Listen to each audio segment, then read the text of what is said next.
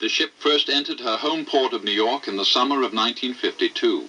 On July 4th, 112 years to the day since the little Britannia had sailed from Liverpool, she set out eastbound across the Atlantic.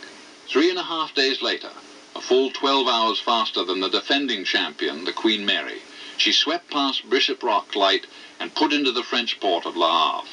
Once again, paint was peeling from the bow plating, sure sign of a new ship, and in this case, an imperishable new record. The United States Lines was automatically the recipient of a rather overblown memento that a British member of Parliament called Hales had fabricated in the late 20s. He headed his own firm of silversmiths and tried to enter the name Hales into North Atlantic immortality by creating a tangible relic in place of the intangibly glorious blue ribbon. On little plaques around the trophy were representations of the Britannia, the Mauretania, Rex, Normandy, and Queen Mary. But after winning the Hales Trophy in the late 30s, Cunard had mislaid it, and there was an awful flap when the United States Lines demanded possession in 1952. Today, it sits enshrined in a glass case at the Merchant Marine Academy at Kings Point, Long Island, as unlikely ever to be removed as is the America's Cup from the New York Yacht Club's trophy room. Here on the bridge of the Norway, commands can be transmitted direct to the engine room. By moving this simple joystick control, the captain can transmit commands to no less than 7 propellers simultaneously, either the ship's 2 main screws or 5 bow and stern thrusters, propellers housed in tunnels cut laterally through the hull. As a result, the Norway can turn on a dime or move sideways into her berth at Miami. One command you don't hear up here ever, unlike the United States, is full speed ahead. Norway can manage a respectable 25 knots if needs be, but in general, she moves much more slowly. Speed for ships of this size is academic now, and the Norway is content merely to move slowly and comfortably from island to island.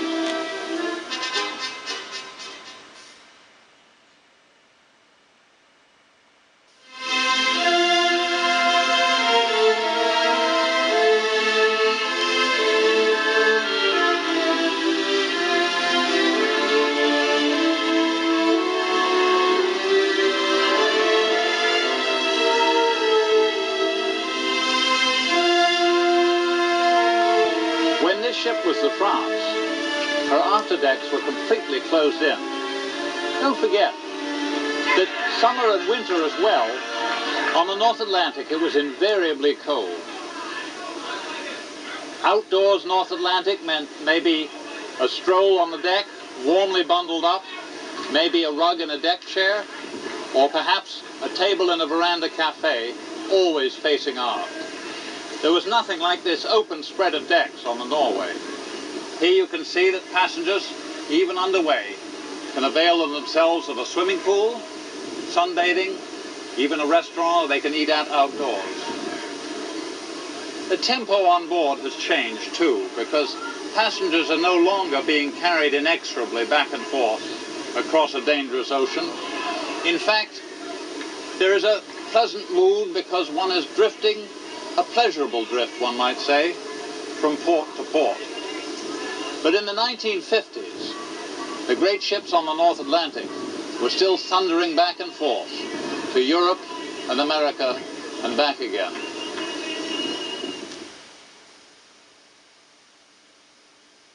The Hudson River superpiers were known as luxury liner row.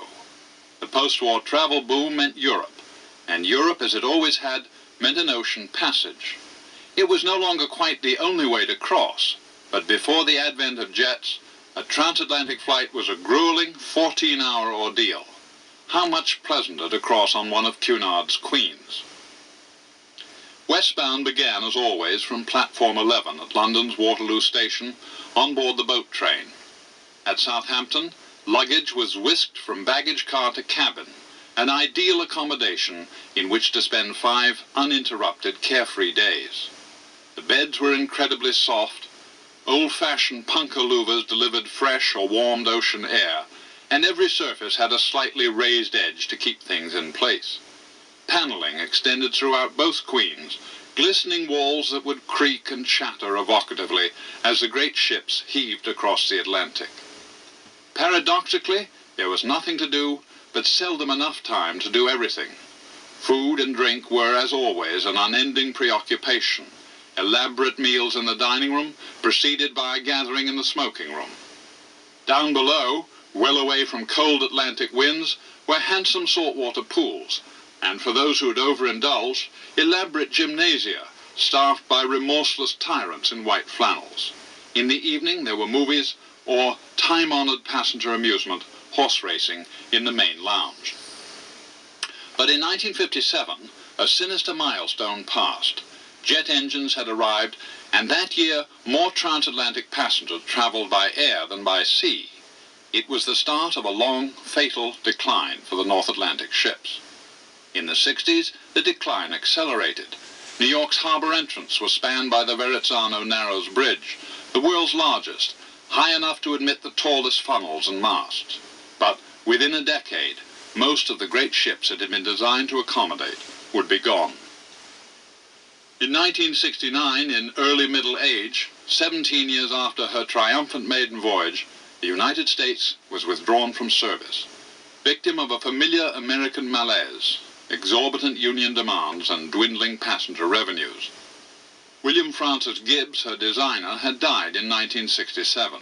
If he hadn't, the premature demise of his beloved ship would doubtless have killed him. She was laid up in Norfolk. Now there are plans to restore her to service as a Pacific cruise ship. The withdrawal of great liners from transatlantic service has always been a matter of intense regret for crews as well as passengers. In Southampton in the 30s, ships destined for the scrapyard were consigned to the limbo of berth 108. In 1935, both Olympic and Mauretania were tied up there forever. The Mauretania had been painted white for the Caribbean cruises that kept her occupied for those final years of service. Before she went north, there was an auction of her fittings in the first-class lounge. All the famous carved mahogany paneling went as one lot. There was talk of a Mauretania hotel in New York, but nothing ever came of it, and it was used instead to decorate the Mauretania pub in Bristol. When she sailed for Scotland, her masts were cut short so that she could pass beneath the Firth of Forth Bridge. And as the great ship was warped into the Admiralty dock at Rosyth, a Highland piper played a lament, The Flowers of the Forest. The Olympic went next to Jarrow on the Tyne, and then the Berengaria. Her wiring had deteriorated during her last years on the Atlantic, and she had been plagued by a series of fires.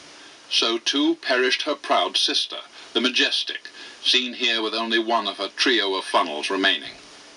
The Leviathan was brought back to those same northern waters after spending too many depression years tied up at her Hoboken berth. The indescribable shambles of her derelict funnels and upper decks were soon cut away. Near the end of the Leviathan scrapping, there was buoyancy enough remaining in her floor plates to thrust the two inboard propellers conveniently above water for dismantling. In 1952, the Aquitania was withdrawn from the Canadian run. A Southampton police bugler played the last post on the grand old ship's after decks as the joint house flags of Cunard and White Star were lowered for the last time.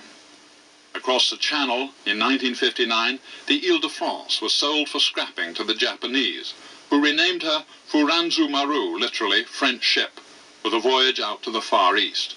Before she was cut up, she served as a floating set for a film called, appropriately, The Last Voyage, that still plays on late-night television. The Liberté went to an Italian scrapyard in 1962. By the late 60s, the Queens were finished as well. The two grand old ships were just that, too grand and too old. The Mary went first, after an emotional send-off from New York. She returned to England for 2 short cruises to the Canary Islands and then left Southampton forever, departing on a round-the-Horn cruise that would take her past the Panama Canal, through which she was too large to fit. She tied up at Long Beach, her present home port. The offshore oil pumped out of the harbor can legitimately be used for waterfront improvement. And once her captain had rung down "finish with engines," this was what the Californians had in mind for their venerable Cunarder. She was completely restored on the outside for her new shorebound existence. it was discovered that her deck fittings were held up largely by paint. Some of the paint chips, in fact, were made up into souvenir cufflinks. The funnels were replaced by aluminum facsimiles, and the rusted originals left lying on their side on the pier. Before you could say Mauritania, incredulous Californians were paying $1 apiece for the privilege of driving their cars through the Queen Mary's funnels. The ancient appeal of vehicles through funnels continued to the bitter end. The Queen Elizabeth sailed on alone, but she had a new consort, the France, which had been built on the same ways at Saint-Nazaire that had seen construction of the Normandy. Curiously, the French line played their last trump card at an inopportune moment. The year her keel was laid, in 1957, the appalling ascendancy of the jets had begun. The France was launched in May of 1960 by Yvonne de Gaulle, wife of the legendary French president. The new French line flagship was fitted out for the next year and a half. Although the France had none of the Normandy's daring, her profile was just as distinctive. Two enormous cheminées à aileron, funnels with wings, surmounted the aluminum superstructure. The role of a funnel on board ship is twofold: to remove smoke from the upper decks and to ensure instant identification. The France's funnels were effective on both counts, and they were unmistakable for miles. Like the Normandy, she was staffed with abandon, 1,200 in crew to look after 1,800 passengers. She entered Le Havre for the first time after Christmas of 1961, passing her superannuated older sister, the Liberté. A month later, in February of 1962, she arrived in New York Harbor on her maiden voyage. Although the French line didn't know it, their last dozen years of passenger service had begun. The Queen Elizabeth retired to Fort Lauderdale. She sailed from Southampton and tied up amidst the unreal green of Florida's coast. Regretfully, there was no oil to pay the bills, no visitors in any quantity, and an unsavory real estate scandal that placed the famous liner in the midst of controversy. Within 2 years, she was bought by a Hong Kong shipping magnate called C.Y. Tung. He changed the Queen Elizabeth's name to an acronym of his own first two initials. C.Y. became C.Y.'s University. Despite a series of catastrophic boiler failures, she limped east to Hong Kong. There, $6 million was spent refitting her.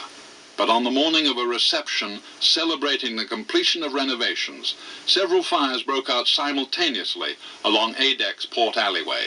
In spite of the heroic efforts of her crew and Hong Kong's fire department, she burned through the night, sinking on her starboard side, a complete loss. I visited Hong Kong in 1973, a year after the fire, and hired a junk to inspect the wreck. It was a sad sight. A beautiful ship on which I had sailed many times lay twisted, rusting, and derelict. She has since been cut up for scrap. For better or for worse, the Queen Mary is still with us. If not quite a ship, at least as the world's largest floating exhibit. No vessel approaching her size has ever been retained intact.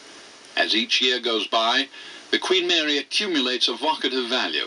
Ultimately, she will remain the sole surviving express liner in benevolent captivity, a tribute to the skill of Scottish shipwrights and a fond recall of a vanished transatlantic standard. What else is left? Nothing of the Queen Elizabeth but luggage labels and souvenirs. The Aquitania's bell hangs in the QE2's wardroom, where it is used as a boisterous means of ringing in each new year. There are pieces of Normandy all over the United States. Baudry's statue of La Normandie that stood atop the smoking room staircase can be found today next to the bar at Miami's Fontainebleau Hilton. Another tunicked bronze lady from the Normandy, called Peace, that loomed over the captain's table in the first-class dining room, presides now over a Normandy corner of the Pinehurst Cemetery in Farmingdale, Long Island. The double doors that gave access from the Normandy's Grand Hall into the dining room were cut down to fit the portals of Our Lady of Lebanon Church in Brooklyn. Portions of the glass murals from the Normandy's public rooms have been offered for sale on several occasions. A cluster of them is on permanent display in New York's Metropolitan Museum, together with some first-class dining room chairs. One Normandy relic not in the United States is what I can only describe as a Merman, which was originally commissioned as the focus of the first-class esplanade aft of the grill. but it proved too heavy for the deck and remains to this day parked on the pier at Le Havre. It was the Rotterdam of 1959, fifth of the Holland America Line's vessels to bear that proud name, that inaugurated new deck configurations for combined crossing and cruising. Prior to her appearance, transatlantic vessels had vertical boundaries between classes. First class was always amidships, away from propeller vibration, at a point in the hull where sea motion was minimized. Second and third classes made do fore and aft in areas of descending desirability. But with one-class cruising on the horizon, the Rotterdam's designers incorporate a sandwich of decks, running the length of the ship, each devoted to one class, first above, tourist below. With a minimum of fuss, all transatlantic class barriers could be removed for single-class cruising. This sensible Dutch arrangement set a new design standard and would be echoed on the Canberra, France, and QE2. The Queen Elizabeth II was the final great ship built at John Brown's yard on the Clyde. The new ship's first steel was laid at No. 4 building berth on July 2nd, 1965. It was symptomatic of modern shipbuilding techniques that instead of a single girder, a prefabricated keel section was lowered symbolically into place. She would be a lighter and more economical queen, entirely welded, to be driven by only 2 propellers, and with upper decks of aluminum that could safely be added while she was still on dry land. Until her launch, she was known only as Hull No. 736. Queen Elizabeth christened her on the 20th of September, 1967, 61 years to the day after the Mauretania's entry into the River Tyne. Her Majesty cut the launch cord with the same golden scissors with which her mother and grandmother had launched the 2 former queens. The vessel's name, a carefully guarded secret until that moment, was to have been simply Queen Elizabeth. But at the moment of christening, Her Majesty added, perhaps involuntarily, the second. There was then an agonizing delay of over a minute before the hull moved at all. But then, gathering momentum, she made up for lost time by racing down the ways at 22 knots, one of the most precipitous launches in history, half again as fast as the Queen Mary's. She operated in partnership with the France, these last 2 Atlantic giants working in the same tandem that had characterized the service of the 2 original queens. In August of 1974, I sailed home to New York on the France for what turned out to be her last westbound crossing. The price of bunker sea oil, the treacly black goo that had been almost given away before the 70s, had risen to a point where the French government was paying a $20 million annual subsidy to keep the ship in operation for a largely American clientele. Not surprisingly, President Giscard d'Estaing called a halt. Despite a futile last-minute strike by her crew, the France returned to Le Havre and was berthed in a backwater at the Quai de l'Oubli, the Pier of the Forgotten. It was the end of the ship, and it was also the end of over a century of impeccable French line service between Le Havre and New York. For a while there were plans to turn the France into an offshore hotel, but mercifully they never materialized. In 1979, Knut Kloster of the Norwegian Caribbean Lines decided that a newly adapted France would serve as an invaluable flagship for his Miami fleet. Reprieve from the scrapyard was at hand, although first sight of that sleeping giant was scarcely salubrious. Visitors who explored the empty decks were soaked by a cold channel drizzle. Nothing moved anywhere. Public rooms were shrouded and desolate, and the France seemed like a modern-day Marie Celeste, an echoing ghost ship where all life hung suspended. Could those derelict, rain-swept decks be restored to life for the sun-drenched Caribbean? NCL decided they could.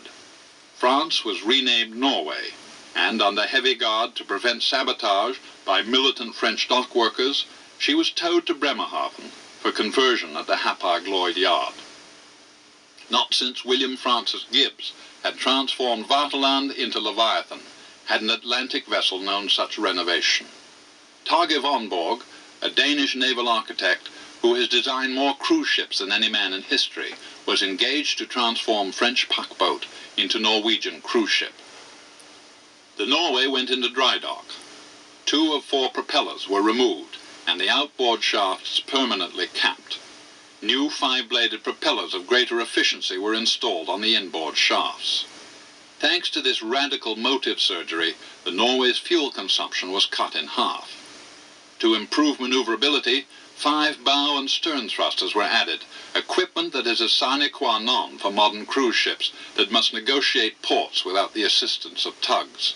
A coat of royal blue paint was superimposed over the scarred hull. With only 2 propellers in use, the ship's forward funnel was now redundant. Von Borg thought of removing it, or replacing it with one of his own design. But Kloster's final decision was to keep both funnels as was, and happily, the France's familiar profile was retained intact as the Norway. It was a sensible lesson from the past. The Ile-de-France's 3 funnels, reduced to 2, had never looked right. But further aft, the profile did change as Von Borg opened up the decks to the sun. The France had been designed primarily for cold weather, and her afterdecks were for the most part enclosed.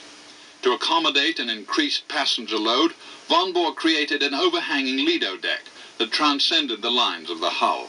He added an outdoor pool, not only in the stern, but up between the funnels as well. To do so, Von Borg employed a convenient sundeck excavation left over from the France's days on the North Atlantic. This was a sunken courtyard known as Le Patio Provençal, which had been designed to provide fresh air and daylight to inside sundeck cabins. Bremerhaven workmen dropped a prefabricated pool into the patio with portholes cut into its flanks so that the Norway's inside sundeck passengers might still enjoy a view of sorts. Below deck, Angelo Dongia, a brilliant New York interior designer, renovated all public rooms and cabins. It was a formidable task.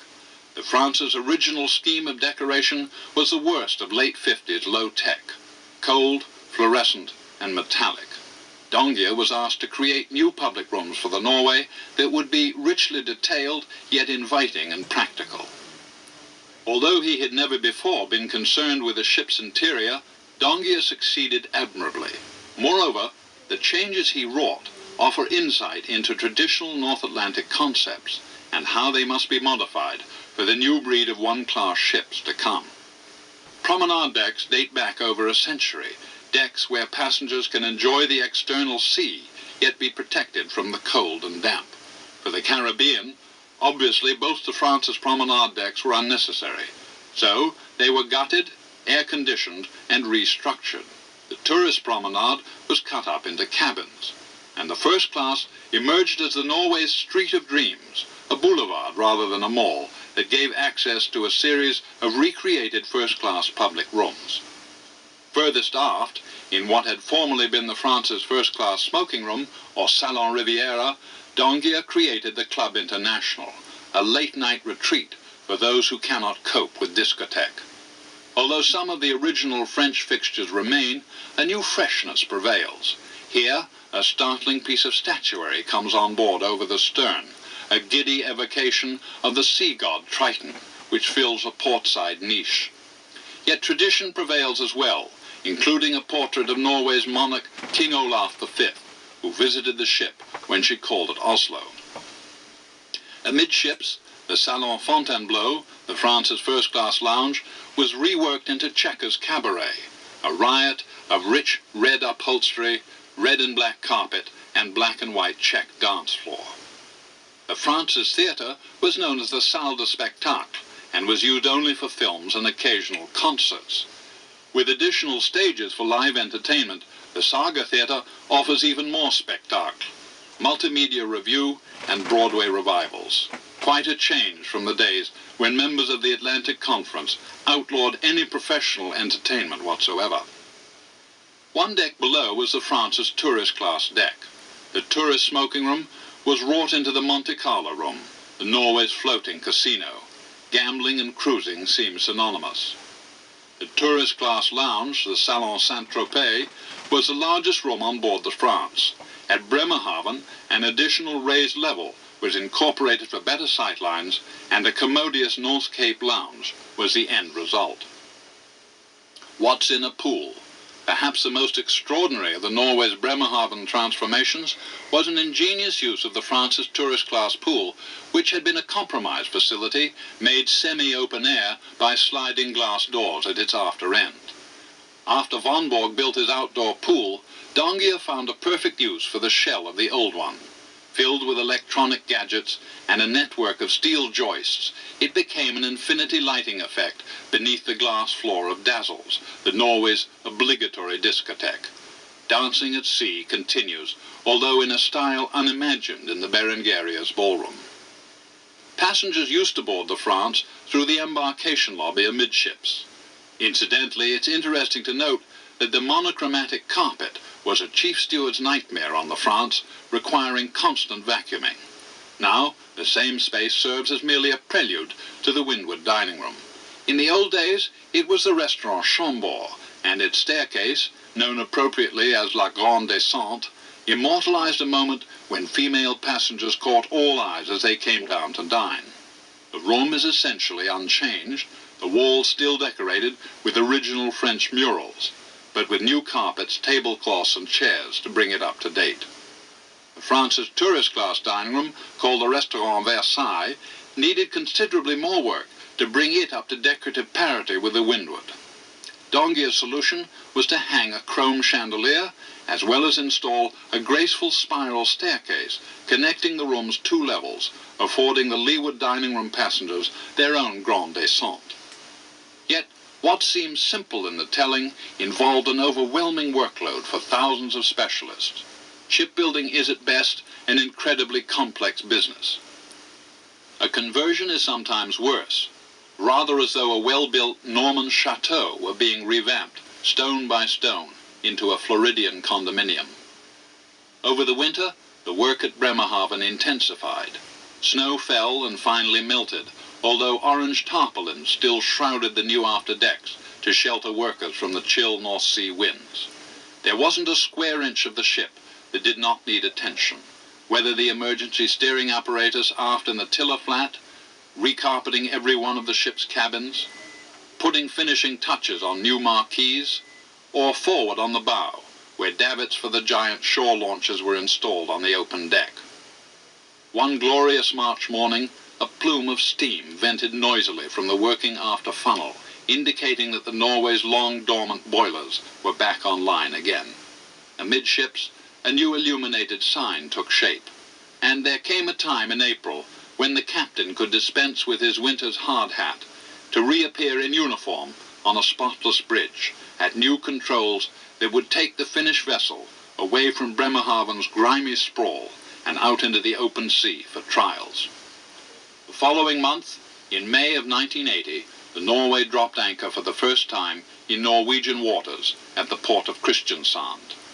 The next morning, attended by a joyous flotilla of small craft, she started her stately journey up Oslo Fjord to the capital. The Norway tied up under the walls of the ancient Akershus, Norway's palace, and for 3 days and nights, all of Norway, it seemed, came down for a look at the ship that had taken its name.